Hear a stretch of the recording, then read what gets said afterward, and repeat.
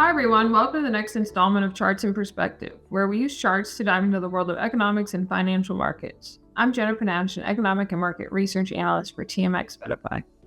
Today we're going to look at our March 2025 update on FINRA's margin debt data. Margin debt is the amount of money an investor borrows from their broker via a margin account.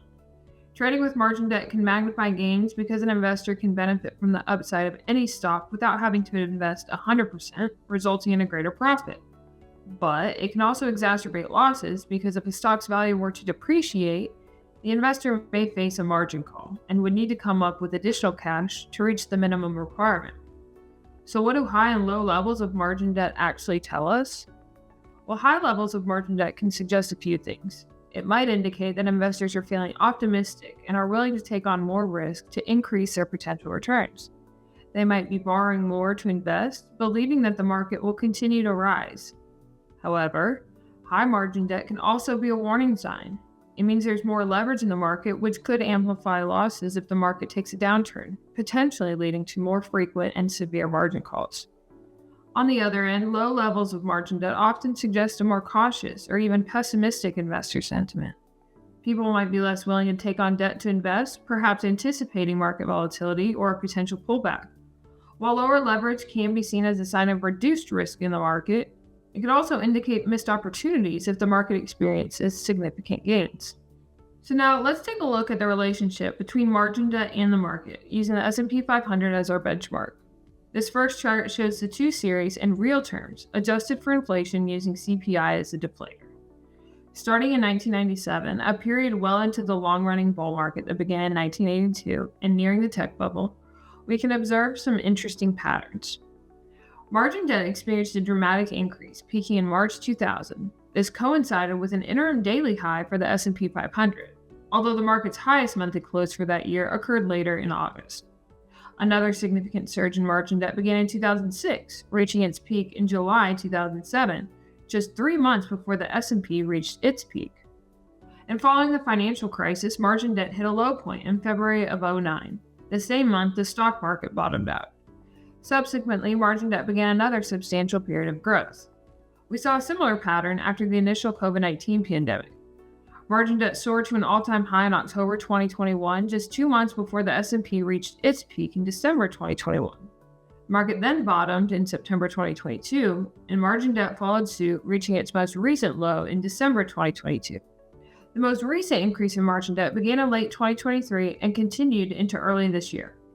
The S&P 500 reached its real inflation-adjusted all-time high in November 2024, while margin debt reached a relative peak in January 2025.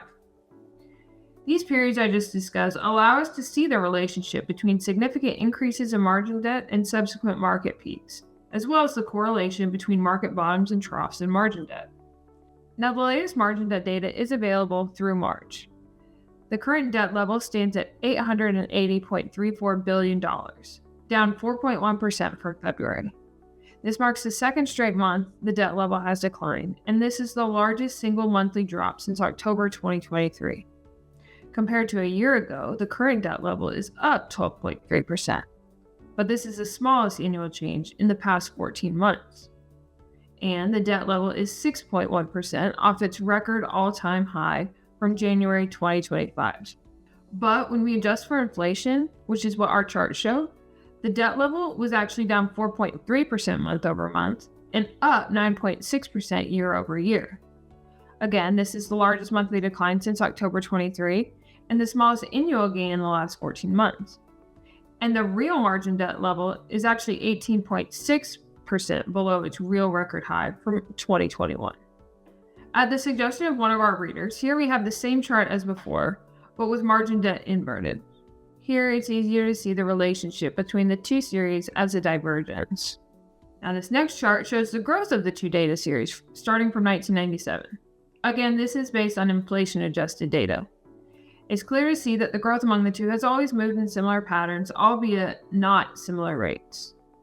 Early on, margin debt and the market grew at comparable rates, but started to widen during the tech crash recovery. Recently, the gap has narrowed to levels last seen about 15 years ago at the tail end of the Great Financial Crisis. As of March 2025, real margin debt has grown nearly 325%, while the market has grown just over 255%.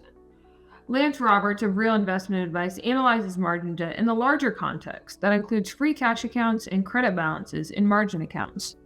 Essentially, he calculates the credit balance by adding free credit cash accounts and credit balances in margin accounts, and then subtracting margin debt. This next chart illustrates the mathematics of credit balance with an overlay of the S&P 500. Note that this chart is based on nominal data and is not adjusted for inflation like our previous charts. The latest net credit balance stands at negative $514.3 billion, its highest level in 5 months. And here's a slightly closer look at the data. Starting in 1995. I've inverted the investor credit monthly data and used markers to pinpoint key turning points. Again, with the inversion, it's easier to see the relationship between investor credit and the market. We see that the troughs in the monthly net credit balance preceded peaks in the market by 6 months in 2000, 4 months in 2007, 4 months in 2018, 2 months in 2021, and 0 months in 2025. Now, margin debt isn't a perfect predictor, but it's still an interesting indicator to watch as it can offer insights into the collective risk appetite and overall sentiment of advisors. With that said, the data is several weeks old when published, so major shifts are not immediately visible. And that's all for our March 2025 margin debt update. Thank you for tuning in. For more economic and market insights, you can find my content regularly on the Advisor Perspectives website under the AP Chart section.